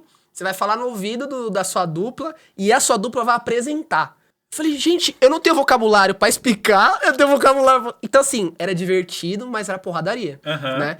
Então, assim, era sempre no desespero. Tinha debate também. Vamos fazer um debate muito doido agora sobre temas controversos e tudo mais. E, assim, eram umas coisas que você começa a pensar, assim, eu não sabia que eu sabia disso, sabe? As palavras vêm chegando, o seu cérebro no modo vai se sobrevivência, vai se condicionando. Mas pra mim, o melhor momento era quando eu ia pros meetups. Porque eu sentia que na escola eu era ruim, porque eu ficava me sentindo que eu tava sendo julgado. Mas aí eu ia pra esses eventos à noite, conhecia a galera da Dev. Cara, começava a conversar e eu falava, putz, JavaScript todo mundo entende, é um vocabulário mais próximo da gente. Então, foi bastante isso. Mas eu acho que esse método... Mas antes de eu ir, eu peguei todos esses livros mofados dessas escolas que eu fiz, fui pro, tipo, uma sala em São Paulo e comecei a revisar. Falei, olha, eu nunca abri esse livro, né? E comecei a revisar, porque aí eu tinha um objetivo pra poder ir atrás. Né? Da hora. Mas era legal saber como você se condicionou pro inglês, porque era uma barreira pra você. Né? Com certeza. Boa, da hora. E música, vamos falar um pouquinho de vida pessoal. E antes da gente falar das últimas coisas, mas eu queria saber, vida pessoal, o que o Eric come, o que ele gosta, música, o que ele ouve. Boa, bom, a gente tava falando bastante sobre guitarras, né? Sim. Então, a minha Gosto família... em comum? A minha família toda tem algum envolvimento com música, né? Então, a minha mãe cantava na igreja, a minha avó era cantora mesmo, tinha CD, o meu tio, ele é produtor de música e tudo mais. Você já tinha uma versão em casa. Só que todo mundo naquela de sobrevivência, né? Tipo, todo mundo com um side job ali, fazendo isso por hobby. E aí, quando eu era criança, eu queria tocar guitarra, e eu falei assim, na época, mano, eu lembro que a gente fez Foi tipo assim, a minha mãe deu um computador pra um cara, aí o cara pegou esse computador e deu o violão pra mim, sabe? E aí eu comecei a estudar, mas eu tinha aquela prática de decorar coisas. Então eu ficava tentando decorar, não conseguia fazer nada, teve a pandemia, passou a pandemia e falei, vou pegar a guitarra lá na casa dos meus pais e agora eu vou aprender a criar música, vou poder tentar entender. Então, por conta disso, eu comecei a conhecer um monte de estilo novo, né? Então, hoje eu ouço bastante esse estilo de metalcore, ouço estilo de metal progressivo, né? Muito instrumental. Depende, né? Depende do estilo que você estiver tocando, você vai fazendo. O que você tem ouvido mais de banda aí? Cara, eu ouço muito Monuments, que é uma de metalcore também, bem 8 groove. cordas ali, 8 pesadão. cordas também. Ouço bastante Animals as Leaders, né? Acho que é bastante banda aqui que nem Tocinha conhece. Base toca pouco. Nossa, muito bom. E claro, os clássicos, né? Iron Maiden, acho que Iron Maiden eu já pensei em tatuar umas 10 vezes na minha vida. Fazer um Ed ia ficar legal, mano. Né? A Ana tem, ó. Tem uma tatuagem. Ah, que da hora. Então, pra mim é o que a gente tá falando, né? A música, a gente às vezes não se liga quão importante é na nossa vida, né? Eu falava que tá dando bug ali, eu tô ouvindo uma música, mano, metalzão pesado, eu falei, vou resolver isso na força do ódio agora, né? Então, ajuda bastante. Da hora de comida, vida, viagem, o que você curte? Bom, comida, acho que meu preferidão é a feijoada, né, mano? Feijoada com caipirinha, sempre. Acho que é Brasileiro pra raiz. mim. É, brasileiro raiz, pô. Eu vou pra gringa, pô, e eu fico chateado, mano. não tem pô, um feijãozinho, né? É, mano. Feijão mó caro lá fora. Nossa, eu falei, gente, Brasil, não... Tá bom, eu sou meio enviesado, né? Mas Sim. pra mim a melhor comida é do Brasil, não tem jeito, né? Você vai Também pra acho. Minas, vai pra... Não, esses lugares. aí se você colocar Minas ainda no jogo, aí Já piora era, outras né? vezes, né? Eu voltei de BH sexta-feira, cara. Nossa. Cara, até pra dar bom dia tem café, tem pão de queijo, Nossa, cara. é muito caro. É comida assim que a galera num nível... Nossa, e cachaça de banana, é uns negócios tipo... Cachaça de jabuticaba. Jabuticaba, tinha no cabo. nossa. Eles mandam muito bem. Aí comida, acho que de hobby hoje, tô tentando voltar pra academia, né? Aquela briga com a academia pra ir todos os dias, né? Mas não é nem pra ficar musculosão, não. É só pra não morrer. Porque a gente sabe que o tempo passa, né? Então, Sim. tentando fazer isso. E a coisa que eu gosto de fazer bastante é andar de bike. Ah, legal. Só que também deu uma parada, né? Mas tava fazendo trilha, a gente fazendo Paranapiacaba lá. Legal essas trilhas, né? Mas legal. dá uma cansada, não dá? Dá uma cansada quando Final você do se dia, perde. No é. final do dia ali, você tá tipo com os braços, Nossa. com o ombro, que só o pó. Ó, Né? eu fui com um amigo meu, aí a gente foi pro Paranapiacaba, o nosso objetivo era ir pra trilha e voltar. E aí a gente falou assim, mas trilha e voltar é zoado, eu queria ter um círculo, né? Tipo um circuito. Aí a gente perguntou pro o monitor falou, ó, não tem. Aí a gente encontrou algum cidadão na rua e ele falou assim, não, pô, logo ali, faz só aqui, ó. seguir direto. Rapaz, nós andamos 40 quilômetros. É um rolezinho. Eu de cheguei em casa, eu caí, me sujei. Cheguei em casa, a Ana falou assim, nossa, quem é você? Mas é uma coisa que eu gosto bastante de fazer, né? Preciso voltar também. Tem algum país que você queria ir que você não foi ainda? Quais são os planos de viagem aí? Cara, hoje em dia, eu falo que a minha relação com os países que eu fui parece muito com quem tá em tour de banda.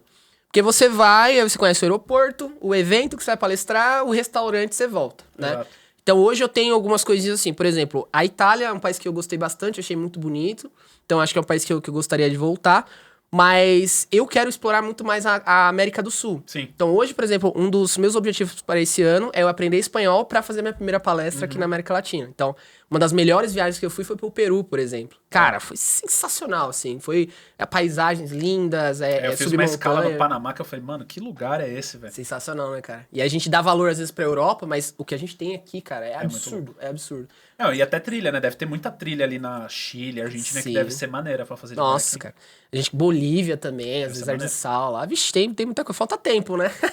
Pois é. É. E aí, vamos trazer agora, só pra gente já falar pro pessoal como que tá os planos pra 2024. O que a gente pode esperar do Eric? Conteúdo? O que a gente pode esperar aí de novas frentes aí? O que você já pode contar aí pra galera? Pô, legal. Bom, agora eu tô no momento daquela reflexão, né, do que fazer desse ano.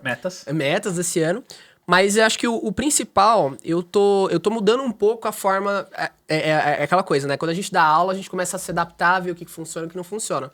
Hoje em dia, eu percebo que eu tinha focado muito em ensinar as pessoas a copiar e colar o código que eu tô fazendo e depois refletir sobre eles. Agora, eu tô mudando um pouco. Eu tô tentando mostrar para as pessoas como pensar. Então, por exemplo, eu tenho um treinamento de testes automatizados e eu falo assim, gente, eu vou falar para vocês, eu vou convencer vocês pelas cagadas que eu já passei. Então, eu começo a contar vários dos problemas e as pessoas começam a relacionar isso dentro do trabalho. Então, acho que uma das coisas a se esperar é mais experiência do que eu já passei, todos esses 10 anos, todas essas coisas. E claro, as coisas que eu gosto de fazer, que eu sei que não dá view, não dá engajamento, mas eu faço porque eu gosto, que é recriar coisas do zero. Mas isso é legal, você tem que ter prazer enquanto Exatamente. não fazer só o que tá dando venda, né? Exatamente. Então, eu recriei o projeto Node.js no ano passado, foi uma das maiores loucuras que eu fiz, eu tive que aprender C++, eu tive que baixar os binários e juntar tudo. Vídeo de amanhã, né? Pra quem vai assistir no futuro, depois assiste lá. Já deve ter saído. Já deve ter saído, né? Como criar uma linguagem de programação do zero. Quero fazer também sobre como recriar o React Native. Olha que doido. O React Native, você baixa as bibliotecas do iOS e do Android, e você tem um JavaScript no meio. Que faz o bundle dependendo de onde estiver executando, ele vai chamar a API de um e de outro. Então isso é uma complexidade gigantesca. Né? Então eu quero tentar mostrar isso também. Que da hora, hein, Muita mano? coisa, né? Não, mas, ó, cara, é um conteúdo legal porque mostra pra galera como funciona por dentro. Porque eu acho que isso é um déficit de quem tá começando a programar agora. A galera sabe muito framework, mas não sabe como funciona os porquês, a curiosidade. Então é legal ter essa curiosidade de trazer. E a gente vai ver todos esses treinamentos. Bora pra cima, bora pra cima. Pô, da hora, mano. Eu curti demais. Foi uma honra. Você é incrível desde sempre. A gente vai trocar muito papo disso. Vamos lá, dica final, vou dar uma de Joel aqui, né? Se você pudesse dar uma mensagem para 7 milhões de pessoas aí, então, todos os devs do mundo aí, o que você daria de dica para quem tá começando e para quem não tá satisfeito com o seu momento atual e quer continuar subindo de carreira? Acho que a mensagem é, mano, é difícil mesmo, é difícil para todo mundo, mas o que vai te diferenciar é o quanto você insiste. Pra mim, todos os dias tem problema, eu olho assim e falo, eu vou desistir, às vezes, pô, não tá funcionando. Todo mundo passa por isso, mas o que vai diferenciar você ou não é o quanto você insiste e continua pra chegar no objetivo. Pô, da hora, hein, mano? Ó, eu vou tirar um insight dos dados de todos os últimos podcasts aqui. Todo mundo falou que pra ser dev precisa aprender a formatar computador. Se você não sabe, é melhor você fazer um curso agora, porque a gente já entendeu aqui, através de dados, que isso é importante, tá? Fazendo MS-DOS lá, hein? Entendeu? Se você nunca formatou, isso é pré-req pra você virar dev, a gente já descobriu. Gente, mais uma vez, obrigado, Eric. Deixa suas redes aí pra quem quiser seguir. Eu vou deixar nas descrições tanto esse vídeo, que provavelmente já deve ter saído, que é o vídeo do Recriar o Node, né? Uhum. E também vou deixar o link do curso dos testes unitários, que é uma coisa que a galera precisa muito. Eu vejo que a galera tem muita dificuldade de testes unitários, tá? Mais uma vez, obrigado. E, mano, daqui a pouco nós volta pro Coda, dá uma mensagem final aí. Show, mano. Pô, tô muito feliz de estar aqui. Acho que principalmente, né? Se você não deu like nesse vídeo aí, pô, por favor, ajuda a gente, né? Se inscreve aí, porque isso aqui dá um trabalhão, gasta muito dinheiro. E bora deixar aí, mano. Vamos participar com a galera, vamos dar mais sugestões do que a gente pode fazer de melhor, porque a gente vive em cima de feedback. É isso aí. Se você chegou até aqui, coloca aí Node.js aí no comentário pra gente saber que realmente você chegou até agora. A gente vai arrumar a sala e daqui a pouco a gente volta pro Coda aqui, tá bom? Mais uma vez, obrigado. Rafael Tomazelli por aqui. Vejo vocês no próximo episódio e valeu!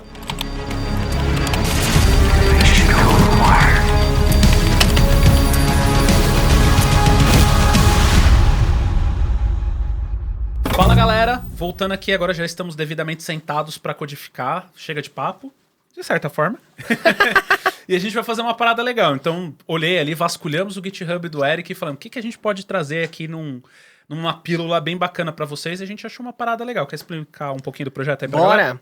Bom, hoje a gente sabe que tecnologia está evoluindo e muita gente nem sabe o que dá para fazer. Então, nós vamos usar Machine Learning no navegador para reconhecer gestos de pessoas e você poder jogar Jockey Pool com seus amigos direto do navegador, do seu celular, onde funcionar. Se isso não é massa, eu não sei o que é, cara. Boa. Então vamos lá. Obviamente que pra ser uma pílula, pra não ficar extremamente complexo, se você quiser complexo, você vai ver no YouTube do Eric, porque ele vai fazer isso direitinho. Mas aqui a gente vai fazer só uma parte do algoritmo. Se vocês entrarem no GitHub do Eric, vai estar já o código completo. Aqui no da Devaria, ó, eu já criei um Gesture Detector, tá vendo? E ele já tem os arquivos que a gente precisa. Então você vai clonar esse projeto, e a partir do momento que você clonar, ele vai ter dois arquivos. Ele vai ter uma JS que a gente não vai mexer, que já tá minificada tudo certinho, e a gente vai ter o index, que é onde a gente efetivamente vai trabalhar. O resultado disso é, quando você rodar esse index no navegador, ele vai pedir permissão para sua câmera, e se vocês estão olhando aqui, vocês vão ver que ele está mostrando se a mão é a esquerda e a direita, ele está mostrando a nossa carinha bonitinha aqui, e está mostrando aqui a tabelinha, né, dos dedos ali para identificar.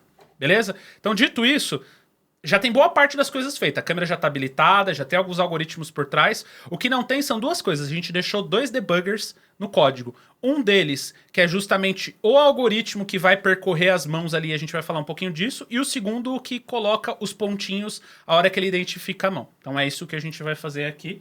Esqueci de alguma coisa? Perfeito. Acho que dando um pouco de contexto, né? A gente está usando o modelo da Google, aqui direto do navegador. Então, o que ele consegue fazer? Ele consegue entender as juntas dos seus dedos e, a partir dessas mensagens do que ele encontrou da sua mão, se a mão está fechada, se a mão está aberta, a gente vai escrever o algoritmo agora para determinar qual é o sinal que você está fazendo. Muito massa. Ah, é uma mão aberta, 2 dedinhos ou mão fechada e assim por diante. Boa. Então, dentro desse primeiro arquivo, vou passar um overview, já que a gente tá dando um geral, vou passar um overview porque o arquivo é grande, a gente vai explicando aqui. É um single file application. É um SPA, literalmente, na época que não existia Angular e tudo mais. E aí vocês vão sacar. Então, a primeira coisa que a gente tem aqui são a importação de todas as coisas que a gente precisa, tá? Tá importando o nosso script que já tá ali, né? Então, a própria lib. E a gente tem as importações das outras libs que a gente precisa. Tem algum detalhe importante de alguma lib que você quer comentar aqui? Essa biblioteca FingerPose é uma biblioteca open source que ela conseguia reconhecer somente uma mão por vez. Então eu fui lá no projeto e falei assim, pô, a Google evoluiu, deixa eu fazer, deixa eu tentar de pegar ajudar. o código e dar uma retadinha, né? Exatamente. Então, esse código que a gente pegou já é o código exemplo da biblioteca, funcionando com as duas mãos. Claro que a gente removeu a parte relevante pra gente trabalhar nela agora. Boa. Então, depois disso a gente já tem o style, então esse aqui não vou passar, a ideia não é falar de CSS aqui, então vocês vão ver que já tá tudo estilizado, certo? A gente já tem o HTML com toda a estrutura, né, dos seletores aqui, ó, se vocês verem a tabela que tá mostrando, onde efetivamente tá mostrando o nosso vídeo ali e tudo mais, certo? E aí onde realmente começa o nosso código, onde o bicho pega, é a hora que a gente começa no nosso script. Então, ó, dentro do nosso script, ele começa com uma configuração ali do tamanho da tela, né, do quadradinho do vídeo. Eu tô falando isso sem ler o código. Certinho, pô. Você viu? Beleza. Aí depois ele faz, aqui provavelmente são as cores dos marcadorzinhos lá que ele tem na mão. Exatamente. Certo? E aqui quais são os tipos de gesture, os iconezinhos que referencia cada um dos gestos. Então a gente vai ter dois gestos. O gestinho do joinha e o gestinho do peace. Peace. Beleza. Aí a gente tem aqui, né? A primeira função, ela cria o detector, certo? Aqui não tem nenhuma novidade, ela tá simplesmente usando aqui, né, o Create Detector do navegador, certo? Isso que foi importado pela biblioteca FingerPose que a gente colocou. Boa. E ali no Solution Path a gente já pode ver que é a biblioteca da Google que a gente usou para poder identificar as mãos. Identificar aqui, né? Então, aqui é onde ele já tá identificando a mão, certo? Aí a gente tem a função main, que pela semântica me parece ser a principal. Exatamente. Que é onde a gente vai fazer as coisas. Começa a manipular o DOM. Então, a primeira coisa, pega o vídeo, depois pega o canvas, pega o contexto aqui no geral. Começa a fazer o layer aqui, né? Da mão aqui. Começa a fazer os gestos conhecidos. Então, ele começa a identificar quais são os gestos conhecidos. Tá vendo? Aqui já tá usando aquela nossa FP lá, né? O Finger Pose aqui. Identifica aqui, né? Acha o estimator dos gestos. O que exatamente tem nesse objeto aqui? Você lembra de cabeça? A gente cria dentro dele, se não me engano, tem as funções que a gente pode usar para determinar se aquele objeto que foi retornado pelo TensorFlow corresponde a uma pose ou não. Ah, legal. Então ele manda as coordenadas x e y de cada dedo, joint, de cada né? junção. Cada junção. Junta, né? Cada junta do dedo. Que legal. E aí você provavelmente, se você for pegar, por exemplo, o dedo tem 3 juntas, ele marca cada um eixo Exatamente. XY. Tipo 0, 0, 0, 1, 0, Exatamente. 2. Então você pode ter centenas de gestos. Ali a gente só tá colocando de victory e thumbs up. Mas você poderia ter, sei lá, só o dedo mindinho. Você poderia brincar de linguagem de sinais, né? Libras e tudo mais. Bem legal, hein? Então, ó, dá pra vocês depois, manda nos comentários aí se vocês têm alguma ideia legal aí de implementação, tá? Aí ele vem aqui, faz todas a estimativa das mãos, né? Então ele identifica onde tá todas as coisas. E a última coisa que ele faz, ele encontra um array aqui, né? Que são as mãos. E se você prestar atenção, eu deixei um debugger aqui, que é justamente onde a gente vai codar. Exatamente. Legal. E em seguida, a gente pode ver ali no setTimeout que ele tá chamando essa função recursivamente a quantidade de frames por segundo. Ou seja, a gente tá lendo ali 60 imagens, 60 frames por segundo. Ele lê 60 frames, faz o set timeout e cada vez que ele lê, ele roda de novo. Exatamente. Ou seja, ele fica rodando o tempo inteiro dentro do Exatamente. algoritmo ali. Beleza. Só pra gente chegar, a gente tem aqui a função que inicia a câmera, tá? Isso aqui é padrão do navegador, não tem muita novela nisso aqui. E aí eu tenho uma segunda que a gente vai desenvolver, que é onde a gente vai desenhar os pontinhos da mão. Então, efetivamente, a gente vai pegar, além de fazer todo o algoritmo pra identificar se é uma mão ou não, a gente também vai desenhar os points aqui, certo? E aí, depois disso, o restante continua igual. Então, temos... Primeiro, testar no debugger pra ver... vamos explicar pra galera que esse código não são boas práticas a serem seguidas. Não é, a ideia aqui é um algoritmo pronto, um index, gente. Você não vai publicar isso e subir. A ideia é mostrar pra vocês, obviamente, né, o poder do machine learning, do finger pose, mas obviamente isso aqui não é um código profissional, até porque senão a gente ia ter que ter camada, segurança, etc. Exatamente. e tal. Isso aqui é só um front, tá? Então, deixar claro as coisas aqui. Não xinguem a gente nos comentários. Exatamente. Como vocês podem ver, ó, o debugger já tá batendo bonitão. Então a gente já sabe que efetivamente a gente tá naquele primeiro debugger lá, que é justamente a hora que ele identifica as mães. As mães. Põe o mouse mães. em cima do hands. Aqui. Ó, se passar o mouse, Isso. você vai ver que a gente já vai ter um objetinho aqui. Deixa eu ver se ele vai dar um... Se não tá, dá um ESC. Você quer que eu dou um... E aí a gente só cola ele no console ali. Dá um hands aqui, né? Isso, aí, hands. Ó, deixa eu ver se ele pegou. Eu acho que ele parou, dá um next ali em cima. É que tá no primeiro, né? Deixa eu ver se agora vai. Ah, ele tá falando que não pode acessar do debugger. Ok. Deve ser porque ele deve estar com use strict, alguma coisa assim? Não, deveria ter dá um next ali. Pode ser que o seu debugger deve ter parado. Do lado aqui, dá um next. Esse aqui? Isso. Só pra soltar? Vamos ver se o hands... Acho que não. Estranho. Agora ele deu que foi undefined, então beleza. Porque ele não agora tá ele já tá definido. fora. É. Porque agora ele já tá fora. Será que é porque tem 2 debugger parados dentro dele o seu... Mas ele não chegou a chamar o segundo, agora foi. agora foi. Beleza. Coisa de programação, né? Beleza, então ele tem um arrayzinho aqui, certo? Onde ele já identificou ali, né? Você viu que da última vez ele não tinha... Ah, ele tava dando, acho que provavelmente porque não tava realmente identificando mão nenhuma, né? Nossa mão Pode tá pra ser. baixo.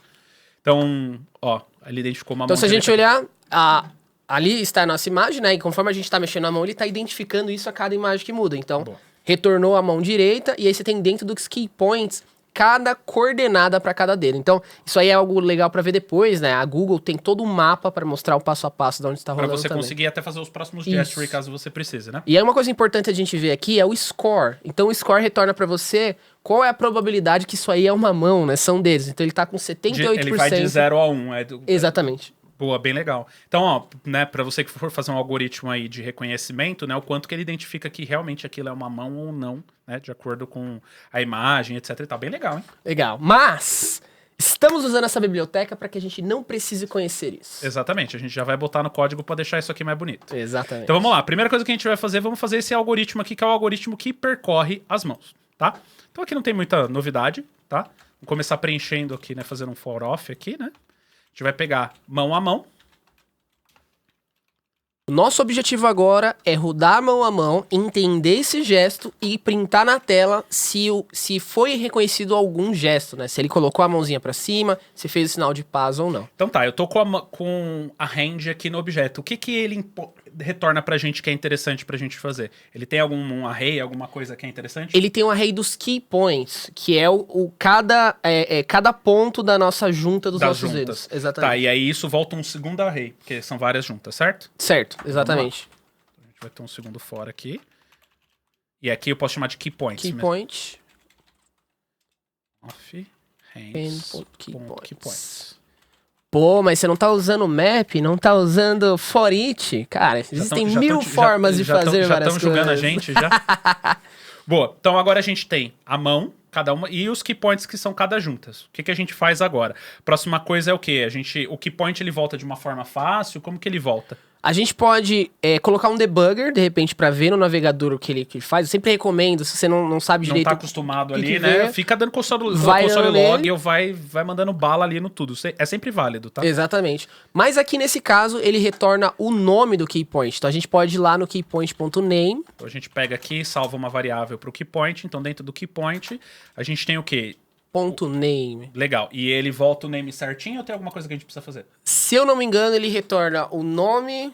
Agora eu não lembro se era direita ou esquerda, né? Mas ele então divide volta. pro underline. Então ele os faz dois um valores. underline e diz se a mão é esquerda ou direita. Então a gente tem que dar um split aqui, certo? Pra gente conseguir efetivamente pegar só o nome, certo? Exatamente. Se quiser colocar um debugger pra gente ter certeza, fica legal também. Vamos fazer, a gente já faz nos dois, a gente já tem certeza. E aqui vamos deixar tudo minúsculo pra gente não... Aí o split a gente só pega a primeira posição, que ele vai converter essa string em um array. Isso aqui. Eu vou dar um zoom, gente, porque não sei se tá pequeno pra vocês, mas eu vou dar um zoom aqui pra gente ver. Às vezes o pessoal da tela tá vendo, tipo, Exatamente. pequenininho. Vou até diminuir aqui pra gente ter mais espaço de digitação. Pronto. Boa. Isso aqui, né? Aí no split ele tem que colocar a O sua array, primeira né? Porque posição. isso aqui devolve um array, verdade. Então aqui a gente tá pegando dentro do keyport o name, estamos splitando. E aí a gente pega a primeira posição, beleza. Isso aqui já dá pra gente dar um debugger aqui, só pra gente ver como tá. Então, ó, Vamos ver se a gente acertou de cabeça. né? Vamos lá. Tem que permitir a câmera lá em cima. Aí coloca uma mão aí. Vamos ver Key points não é iterável. Ele deu um erro, então... hands.keypoints. Põe um debugger antes. Ah, é que eu pus... Não, peraí. É hand. Ah. Isso que é bom a gente já ir fazendo aqui. Por isso o debugger é sempre importante, Aí, ó, né? Vou vai colocar lá. uma mão. Aí, ó, parou no debugger e aí o name aqui. Ah, veio o wrist ali, ó. Que veio o pulso. Coloca o keypoint.name pra gente dar uma olhada que tinha nele, ó. Vamos ver. Ó, ele vem wrist. Não necessariamente ele vem veio. É porque ele underline, não né? identificou qual que é a mão, se é esquerda ou direita. Ele só identificou um pulso, entendeu? Pode ser. Aí ser. na primeira Porque como tem ação duas ele- pessoas, aí ele não sabe o que é. Boa, legal. Se a gente soltar os debuggers aqui, provavelmente ele vai... É que como a gente tá dentro do loop, né? Ele vai ficar pra sempre parando nele. Exatamente. Ó, mas se a gente jogar agora, vamos jogar um console.log pra gente ficar sofrendo menos agora no debug. Ó, se a gente voltar aqui, Permitir. ó, Agora sim, ó. Coloca a Aí, mão. tá vendo? Olha lá, ele Middle. identificou cada um dos meus dedinhos. Olha que legal. Só o dedão. Na verdade, como são as mãos, né? Ele vai identificar que esses Tudo. dedos estão menorzinhos, né? Ó. É, ele tá identificando todos os dedos de todas as mãos. Então, tipo assim, por isso que o array volta e a gente vai pegar cada um dele pra fazer o que a gente faz, tá? Então, beleza. Até aqui, já temos a mão. Além da mão, já tá achando todos os key points de todos os dedos, certo? Beleza. Até aqui tamo O que fluindo. você acha da gente, desse valor, a gente começar a pintar e desenhar uma mão com canvas? Acho nessa que é tela? legal. A gente já começa a fazer o próximo passo aqui, né? Então, vamos lá. Próxima coisa aqui, vamos definir a color, certo? Certo. E aí, lá em cima, a gente já tem as cores disponíveis, né? Já tem uma a gente variável. já tinha feito aquele objetinho lá, né? Aí você só vai pegar pelo name, né? Então isso aqui vai definir a cor, certo?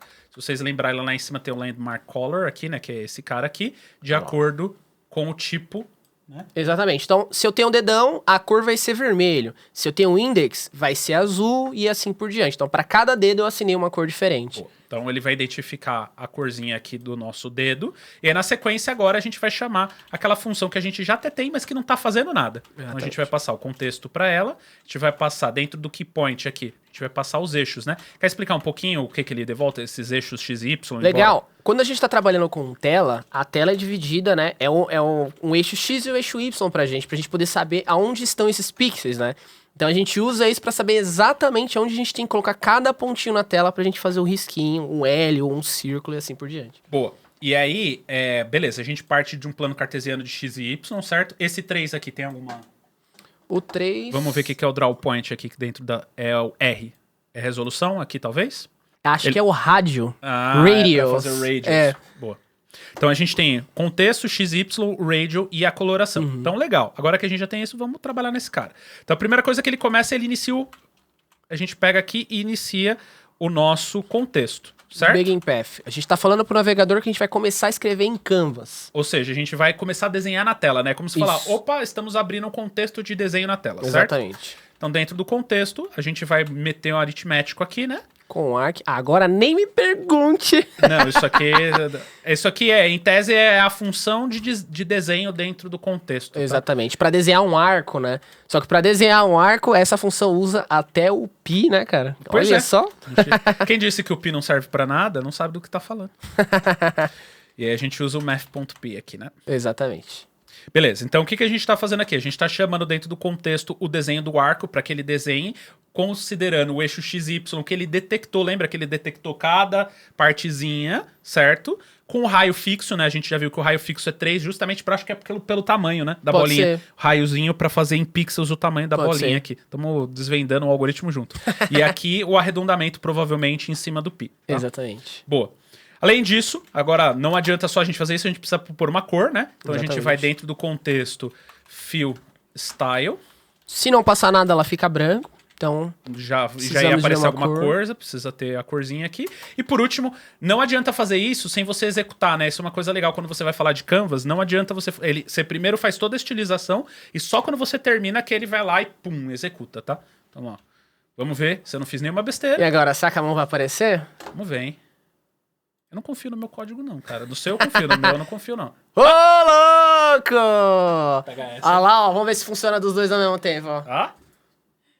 Esse cara é muito brabo, você tá maluco. É que aí ele só entende uma esquerda e uma direita, Então, ó. entendeu? Não dá pra ter 4 mãos, ó. Exatamente, ó. Então a gente... Bom, mostra essa mão de novo, ó. Ó, Então, se você for reparar, ó, Dedão. o arco pra gente, na verdade, eram vários círculos, olha lá. Então a gente tá Exatamente. colocando o círculo em todo o dedão, em todo o dedo médio, assim por diante. Olha que legal. bem legal, né? Inclusive, tem até um no meio, ó. Tem uma bolinha que é o branca. East, né? É, ó. É justamente você deixou o pulso como branco, né? Porque provavelmente não mapeou no Não, objeto. ele tá mapeado, por incrível que pareça. eu E achei ele tá que como branco, né? Ó, eu olhei aqui, ó, o East aqui, ó.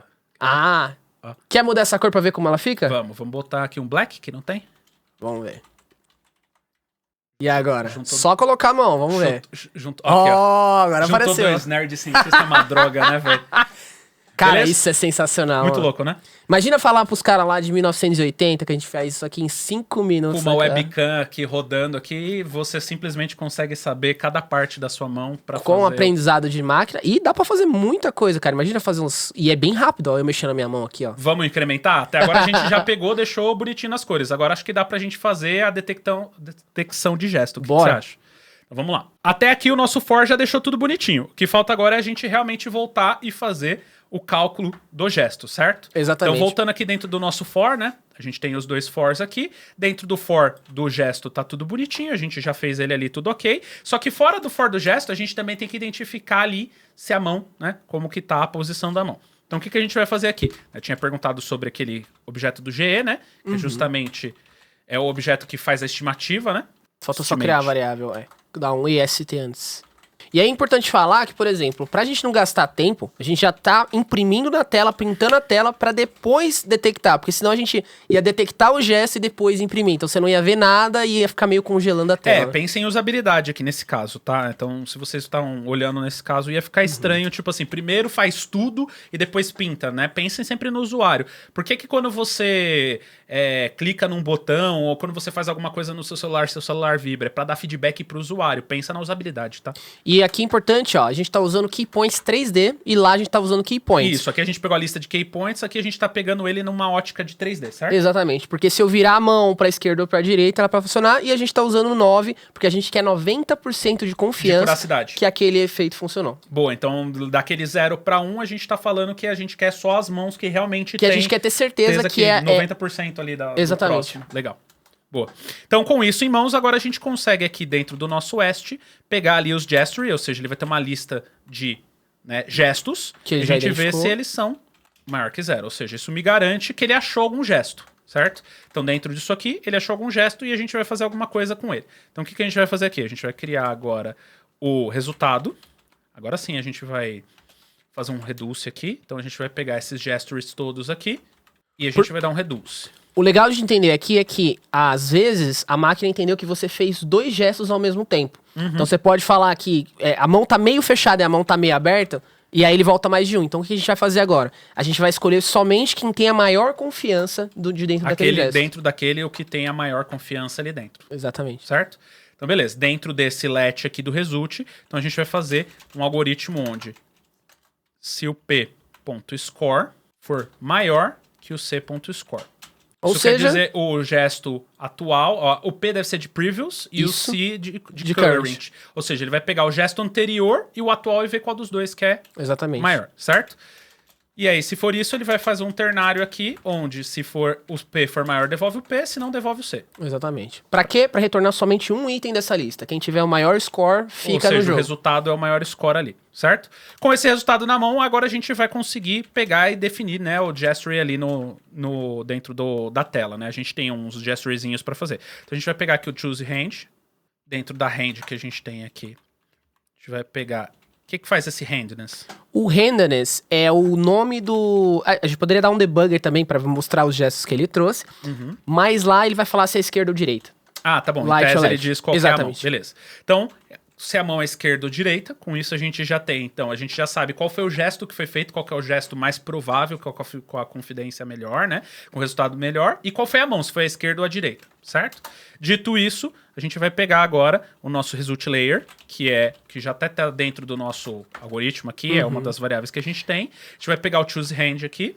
Esse result layer é aquela tabela que a gente tá vendo de debugger do lado. Então a gente vai escrever nela qual foi que a gente identificou ou não. Então a gente vai pegar aqui o nosso gesture strings, certo? Que já estava pronto, e vai pegar do nosso result.name. Isso aqui vai fazer o quê? Vai Isso vai preencher ser um no nosso array, na HTML. verdade. Isso aqui devolve o arrayzinho inteiro, né? Então aqui não é um objeto, é um array. Isso, no gesture strings.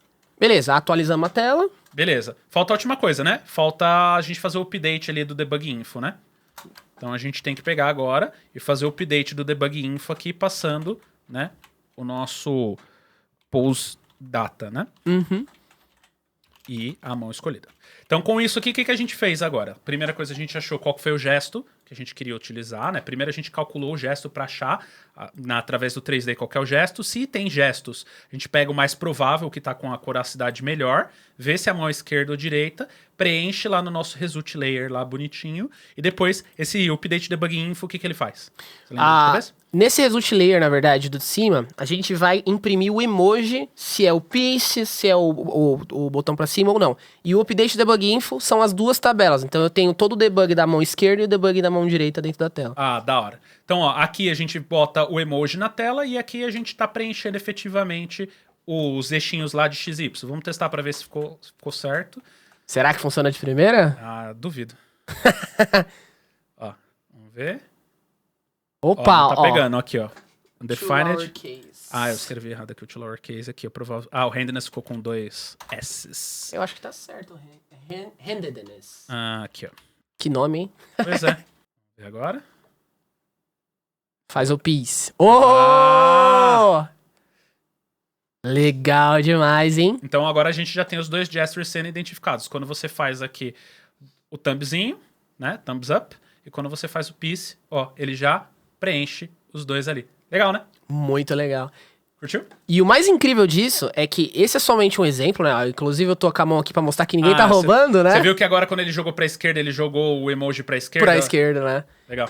O legal de pensar aqui é que a gente usou alguns métodos pré-prontos pra fazer, mas imagina que você quer criar um gesto que a mão esteja metade assim pra cá. Lá você consegue definir de forma humana, qual é o formato da...